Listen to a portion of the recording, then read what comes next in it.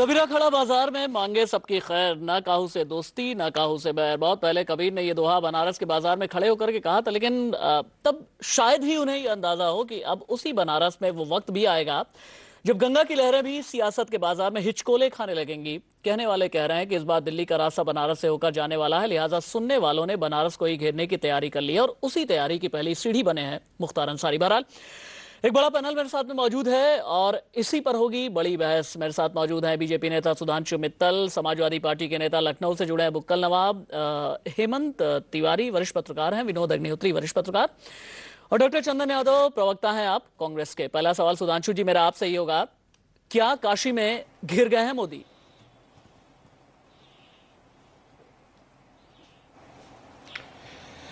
राशिद जी, देश में मोदी छाए हुए हैं, कण कण जन जन से आवाज निकल रही है मोदी मोदी मोदी मोदी। और जहां के लोगों की परिपक्वता इतनी है कि वो देश और राज्य की राजनीति को दिशा देते हैं, वहां पे लोगों को कह रहे हैं आप कि वो मोदी जी घिर गए हैं। मैं तो बड़ी अचरज की बात मानता हूं। देखिए, दो चीज बताना चाहता हूं आपको। एक होती है राजनीति, जिसको कहते हैं केमिस्ट्री ऑफ पॉलिटिक्स, एक होती है अर्थमेटिक ऑफ पॉलिटिक्स। हम लोग सब क्या कर रहे हैं? हम लोग अर्थमेटिक ऑफ पॉलिटिक्स में चल रहे हैं कि ये जात, ये धर्म, ये यूं जाता है, ये यूं जाता है, ये यूं जाता है। अगर आंकड़ों के आधार पर चुनाव जो है तय होने वाले होते तो शायद अखिलेश जी को 224 सीटें कभी पिछले चुनाव में नहीं मिलती, क्योंकि मुसलमान यादव की गणित जो हर एक कोई समझाता है वो तो कहता भाई 131 सीट से ज्यादा तो ये है ही नहीं, तो फिर 224 कैसे हुई? क्योंकि एक chemistry of elections and chemistry of politics. Sudhanshu ji, लेकिन राजनीति में कहते हैं chemistry of politics is superseding the arithmetic of politics. Sudhanshu ji, लेकिन राजनीति में कहते हैं कि राजनीति समाजशास्त्र के बिना पूरी नहीं होती, और यूपी में कहते हैं कि मंडल कमंडल आज भी चलता है। और इस चीज से इनकार कौन करेगा कि बनारस में 2.5 लाख मुस्लिम वोटर भी हैं। अजय राय के साथ में कहा यह जा रहा है कि 90,000 भूमिहार वोटर भी हैं। ब्राह्मण, पटेल, वैश्य, यादव, दलित, ठाकुर, ये किधर जाएंगे? कहां नहीं जा सकता। ये समाजशास्त्र भी तो चलता है पॉलिटिक्स में। ये 2007 से पहले चलता था। 2007 के बाद अगर यूपी का परिप्रेक्ष्य देखें तो मायावती जी को 208 विधानसभा की सफलताएं मिलती हैं। कौन सी सामाजिक गणना के हिसाब से 208 उनको मिल सकती हैं? राहुल गांधी जी 2009 के अंदर आते हैं, 25 विधानसभा की सीटें थी उनको, और 22 लोकसभा पे उनको सफलता मिलती है। कौन सी सामाजिक गणना थी ये? ठीक है, आपका ये कहना है। मैंने जैसे कहा कि 2012 में अखिलेश जी को 224 मिलती हैं, तो कौन सी सामाजिक गणना में मिली थी? ठीक है, ये देखिए, एक यूपी का एक खास एक चरित्र है। चलिए बात करेंगे। जी जी जी जी बुक्कल नवाब के पास भी जाना चाहूंगा। बुक्कल नवाब जी, कैलाश चौरसिया, कहा यह जा रहा है कि पड़ोस में ही आजमगढ़ से आपके माननीय सुप्रीमो मुलायम सिंह यादव खड़े हो गए। बनारस से आपने कैलाश चौरसिया को खड़ा कर दिया, और कहने वाले ये भी कह रहे हैं कि कैलाश चौरसिया को खड़ा करके समाजवादी पार्टी ने बनारस में वॉकओवर दे दिया है नरेंद्र मोदी को। ऐसा क्यों है?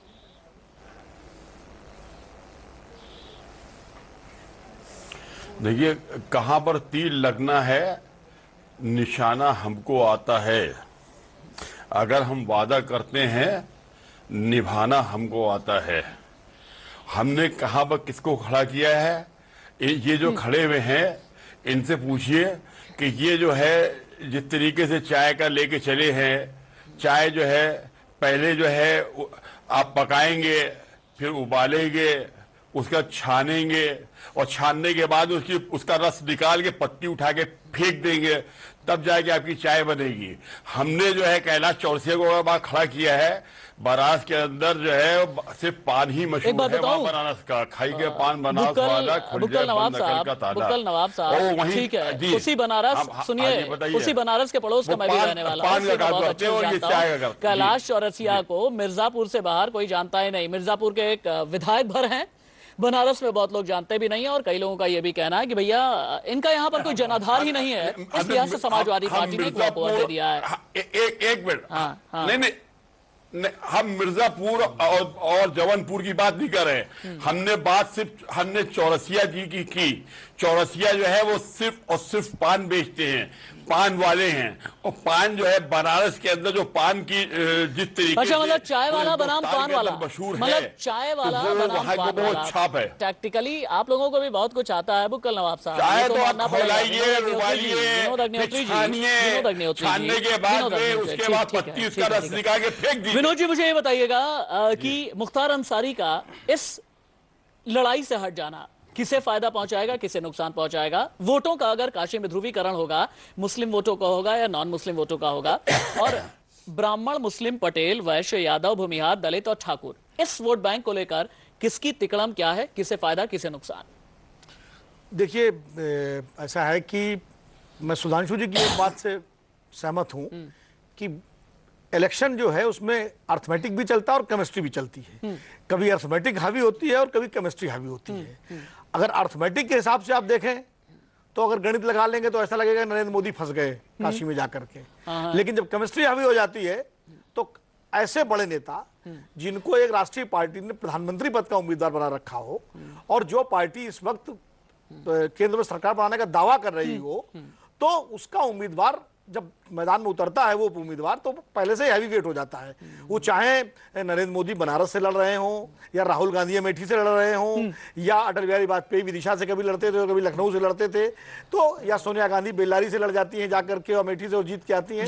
तो ये कहना कि नरेंद्र मोदी फंसे हुए हैं, मैं इससे आज की तारीख में सहमत नहीं हूं। एक मैं ब्रेक ले लेता हूं, आप अपनी बात बाकी मैं पूरी थोड़ा सा प्लीज प्लीज। लेकिन एक और बात है कि कई बार केमिस्ट्री और अर्थमेटिक जो है उसमें इक्वेशंस जो है अंतिम समय पे बदल जाती है।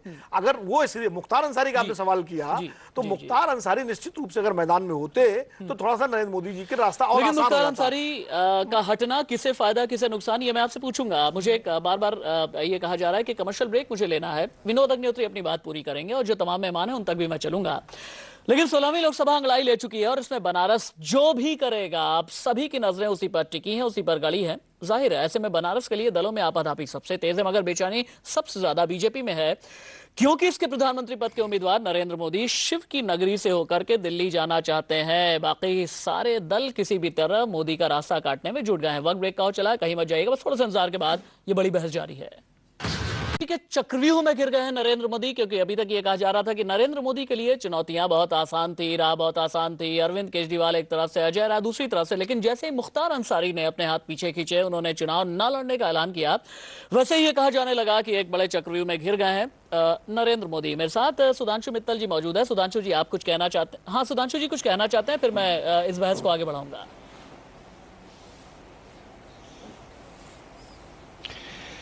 राशिद जी, एक बड़ा अच्छा शेर था जी। 2 और 2 का जोड़ हमेशा 4 कहां होता है। 2 और 2 का जोड़ हमेशा 4 कहां होता है। सोच समझ वालों को थोड़ी नादानी दे मौला। ये जितने चुनावी पंडित हैं ना, जो चुनाव की गणित में 2 और 2 4 करते रहते हैं, ये शेर उनके लिए है। मैं एक चीज आपसे और निवेदन करना शामिल है सुधांशु जी। काशी नगरी जो है वो पंडितों में हम भी शामिल, आप भी शामिल। जो काशी नगरी है, ये मानवा ये जो है सुधांशु जी खुद कबूल कर रहे हैं कि 2 2 4 नहीं होते, 2 और 2 5 होते हैं। इनका कहने का मतलब है 2 2 5 होते हैं। अरे खुद कबूल कर रहे हैं, इसको ब्रेकिंग न्यूज चलाइए। 2 2 4 होते ही नहीं है। बुगल साहब मेरा निवेदन है, बुगल साहब मेरा निवेदन है, बुगल साहब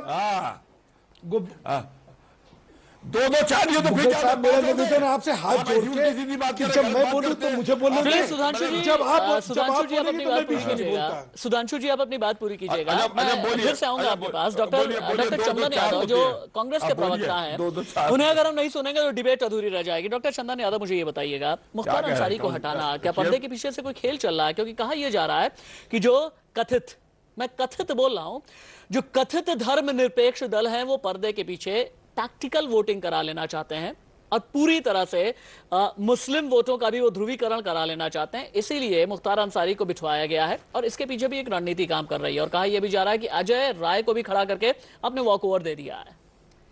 देखिए, जो आप बात कह रहे हैं उसमें तनिक भी कोई सच्चाई नहीं है।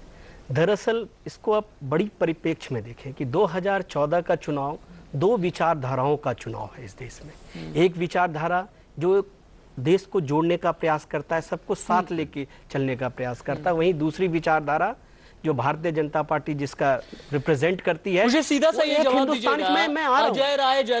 अजय राय जैसा कमजोर कैंडिडेट बनारस से क्यों नहीं? आप देखिए, आप भी पंडितों के तरह 16 मई को डिसाइड होगा ना। राहुल गांधी नहीं, क्यों नहीं प्रियंका गांधी? 16 मई को ये जनता डिसाइड करेगी ना बनारस की कि अजय राय हमारे कमजोर कैंडिडेट हैं या सक्षम कैंडिडेट है। हम पंडित ना बने, अभी जैसा चर्चा हो रहा था। हम कह रहे हैं ये बनारस की जनता और देश की जनता जानती है कि दो विचारधाराओं के बीच में, मैं ये कहने का प्रयास कर रहा हूं कि वहां की लड़ाई, एक जो हिंदुस्तान को जोड़ने की बात करने वाले जो प्रतिनिधि हमारे अजय राय जी हैं, और जो एक हिंदुस्तानी को दूसरे हिंदुस्तानी से लड़ाने का जो विचार रिप्रेजेंट करते हैं मोदी जी है। दरअसल लड़ाई इन दोनों के बीच में है, और बनारस की जनता ये जानती है, धर्मनिरपेक्ष उनकी आत्मा में बसी है। तो जब वोट होगा तो ये एक मुद्दा जरूर रहेगा, उसके आधार पर वोट होगा। हम वोटों की राजनीति नहीं करते हैं, हम विकास और देश की एकता, अखंडता, देश में जो पिछले 10 साल यूपीए सरकार और अजय राय जी के बारे में बता दें, जिस तरह से एक बात पूरी करेंगे। दरअसल बनारस की फिजाओं का असर है कि यहाँ राजनीति भी जो होती है ना, संस्कृति की उंगली पकड़ कर चलती है, और गंगा की लहरों की तरह ही यहाँ राजनीति भी कल पल पल बदलती है। लेकिन ये बदलाव हमेशा ही व्यवस्था में एक नई उम्मीद की अकुलाहट का अंजाम होता है।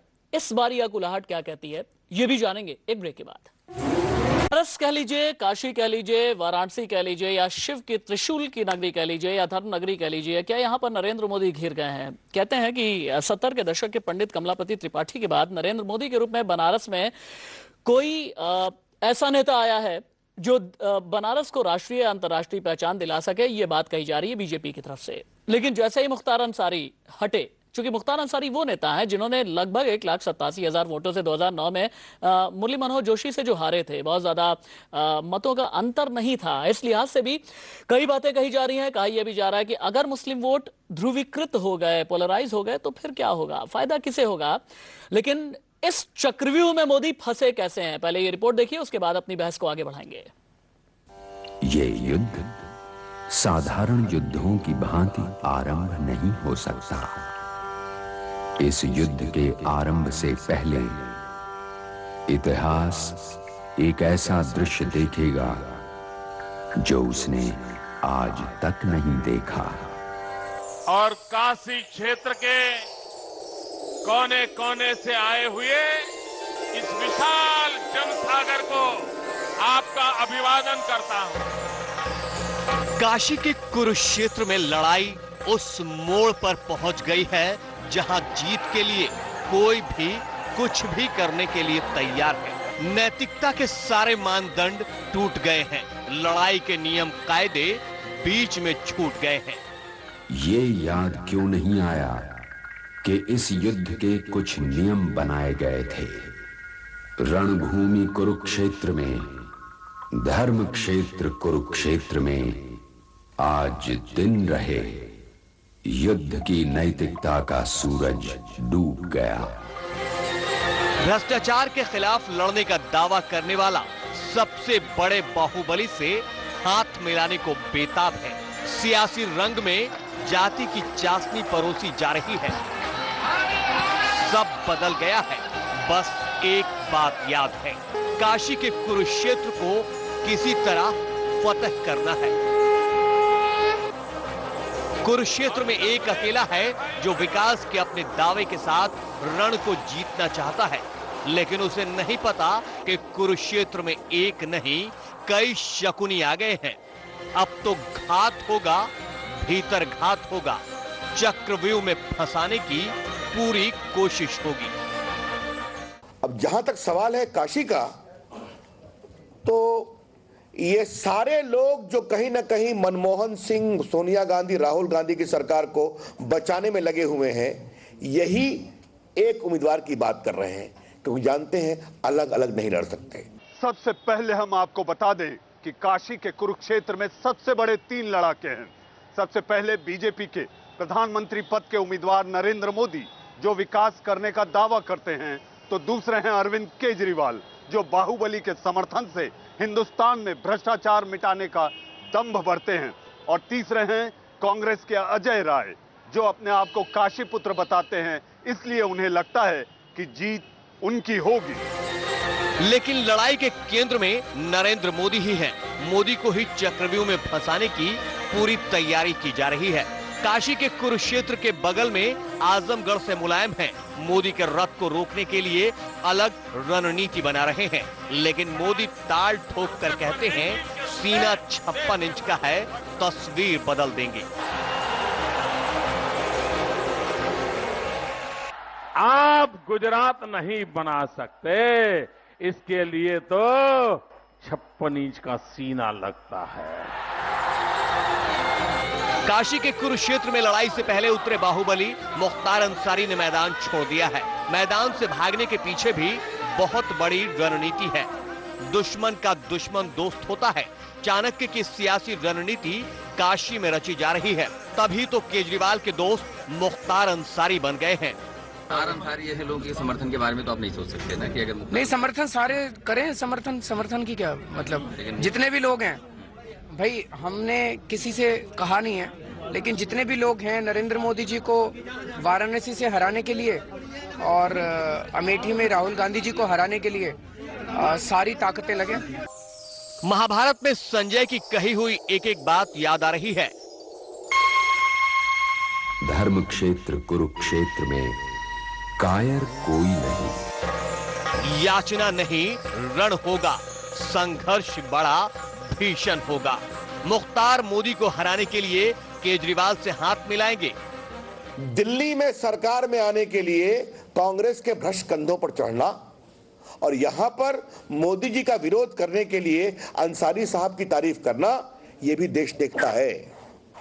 और श्रीमान अरविंद केजरीवाल जो यहां से लड़ने वाले हैं, तो मुझे यह बताना जरूरी है कि उनकी राजनीति भ्रष्टाचार के खिलाफ शुरू हुई थी और अब काशी में आकर उनकी राजनीति मोदी विरोध की हो गई है। अजय राय मोदी को हराने के लिए प्रियंका को बुलाएंगे। सबके निशाने पर मोदी।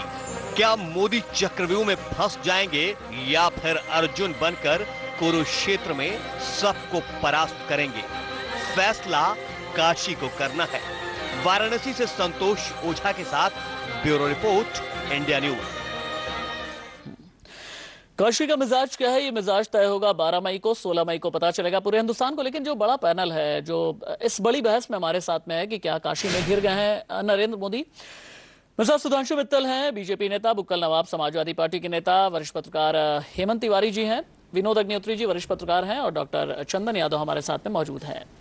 हेमंत तिवारी जी, बहुत देर से आपके पास में नहीं आया हूं। मेरा सवाल यह है, चूंकि कहा यह गया था कि नरेंद्र मोदी जो बनारस से खड़े हुए कहा यह गया था कि जो बिहार से लगता हुआ इलाका है, जैसे गया हो गया, आरा हो गया, बक्सर हो गया, उधर झारखंड से लगता हुआ जो पलामू का इलाका है, पूर्वी उत्तर प्रदेश का इलाका है, उन सभी जगहों पर बीजेपी को फायदा होगा। लेकिन जैसे ही लड़ाई कुछ दूसरी तरीके की हो रही है, जो ध्रुवीकरण वाराणसी में इस वक्त हो रहा है मुख्तार अंसारी के हटने की वजह से, इस ध्रुवीकरण का असर क्या बाकी पूर्वांचल, झारखंड और बिहार की तरफ भी पड़ेगा?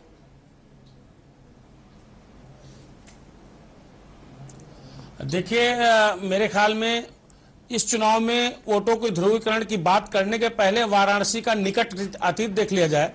2009 के लोकसभा चुनाव में संजोग की बात है कि मतदान के दिन मैं वाराणसी में था। बहुत गौर करने वाली बात है, पैनल में बैठे लोग थोड़ा सा ध्यान करें, जब पूरे उत्तर प्रदेश में ध्रुवीकरण की इतनी चर्चा नहीं थी, तो मतदान के दिन 1:30 बजे तक यह संदेश था कि मुख्तार अंसारी मुरली मनोहर जोशी से आगे चल रहे हैं। 1:30 बजे के बाद इन्हीं अजय राय पे आरोप लगा था कि जब इन्होंने मुख्तार अंसारी को जीतते देखा तो इन्होंने अपनी ओर ट्रांसफर कराए। एक संदेश पूरे बनारस में गया था कि मुख्तार अंसारी जीत रहे हैं, जीतने न पाए, भाजपा के भी लोग लगे और तब ये समाजवादी पार्टी के कैंडिडेट थे अजय राय, ये सीधा कहा गया कि वो ट्रांसफर हुआ। उसका एक बड़ा कारण है, जरा पृष्ठभूमि में जाइएगा। अजय राय और मुख्तार अंसारी जो पूर्वांचल का माफिया और गैंगवार का इतिहास है, उसमें एक दूसरे गुट से जुड़े हुए हैं। अजय राय को ब्रजेश सिंह का सिंपैथाइजर माना जाता है और अभी एक मुकदमा चल रहा है अजय राय के सगे बड़े भाई अवधेश राय की हत्या का, जो ट्रायल इसका चल रहा है। इसमें 3 मुख्य अभियुक्त हैं, मुन्ना बजरंगी, मुख्तार अंसारी और अजय सिपाही। जब से ये मामला हुआ तब से जो मुख्तार अंसारी का जो अपोजिट ग्रुप था ब्रजेश सिंह, अजय राय ने कहीं न कहीं से उसका साथ दिया या उसको सपोर्ट किया पर्दे के पीछे बात थोड़ी संक्षेप में कही है, मदद ली, चूंकि संक्षेप में कही बनारस का गैंगवार जैसा जी। अरे हेमंत भाई, वो कृष्णानंद राय वाला मामला भी है ना, वो पुराना जो मैं बात इसलिए जी तो कृष्णानंद राय तो सीधे सीधे अजय राय से जुड़े हुए थे और कृष्णानंद राय की हत्या के मुख्य अभियुक्त। चलिए हम समझ गए। आप ये कहना चाहते हैं हेमंत जी, ठीक है, हेमंत जी कहना ये चाहते हैं कि दोनों अलग अलग ध्रुव के हैं, राजनीतिक तौर पर अदावत है। मुख्तार अंसारी कहीं से भी पर्दे के पीछे भी अजय राय को सपोर्ट नहीं कर सकते। डॉक्टर चंदन यादव, आपने भी ये कहा था कि राष्ट्र को जोड़ने वाले अजय राय, राष्ट्र को जोड़ने वाले अजय राय ये कर रहे हैं, राष्ट्र को जोड़ने वाले अजय राय ये कर रहे हैं। जहां तक मुझे याद है 2009 से पहले राष्ट्र को जोड़ने वाले यही अजय राय जो हैं बीजेपी के पाले में हुआ करते थे, तब वो राष्ट्र तोड़ते थे और आज राष्ट्र जोड़ते हैं। क्यों? नहीं, देखिए, आप माइक्रो लेवल पे चले जाते हैं। मैंने क्या कहा कि कहीं ना कहीं कांग्रेस बनाम भाजपा की लड़ाई बनारस में होने वाली है। दो पार्टी, दो अलग अलग विचारधाराओं का एक दूसरे के एंटीथेसिस है। तो एक विचारधारा है जो हिंदुस्तान को जोड़ने की बात करता है, जो जाति, धर्म, क्षेत्र, लिंग, तमाम फैक्टर से ऊपर उठ करके हिंदुस्तान के विकास की बात करता है, हिंदुस्तान को एक साथ चलने की बात करता है। तो ये बनारस की जनता और पूरे देश की जनता ये देख रही है और इसे समझ रही है। मैं कह रहा हूं कि और ये बनारस का इतिहास रहा है जी, ठीक है, वो यहाँ का इतिहास रहा है। आपने देखा कि किस तरह से बनारस ने की जो गंगा जमुना तहजीब है और किस तरह से ये और भविष्य की बातें करते हैं। सुधांशु मित्तल जी, मुझे एक बात ये बताइएगा, दो बहुत अहम सवाल है। हाँ सुधांशु जी, सुधांशु जी, हाँ राशिद भाई मुझे बोलने का दीजिए। हाँ, आप ही के पास आ रहा हूँ सुधांशु जी, आप ही के पास आ रहा हूँ, मुझे बोलने का मौका दीजिए। जी सुधांशु जी, आप ही से मेरा सवाल है। दो चीजें हैं जो पूरे बनारस ही नहीं पूरा हिंदुस्तान जानना चाहता है। वडोदरा और बनारस, अगर दोनों जगह से नरेंद्र मोदी जीत जाते हैं, कौन सी सीट अपने पास में रखेंगे? और दूसरा, पूरा हिंदुस्तान ये सवाल कर रहा है कि सुरक्षित सीट ही नरेंद्र मोदी ने ढूंढी क्यों?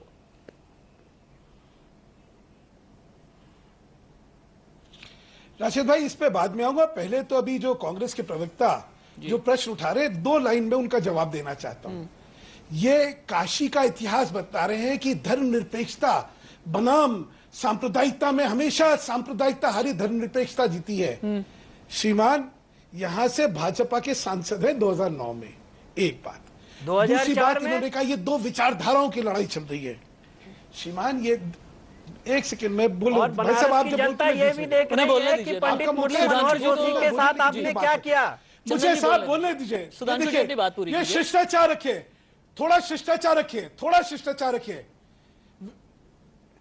अब आती है कि ये क्या ये विचारधाराओं की लड़ाई है। नहीं साहब, ये विचारधाराओं की लड़ाई नहीं है, ये कुशासन बनाम सुशासन की लड़ाई है। ये लड़ाई है बेईमानी बनाम ईमानदारी की।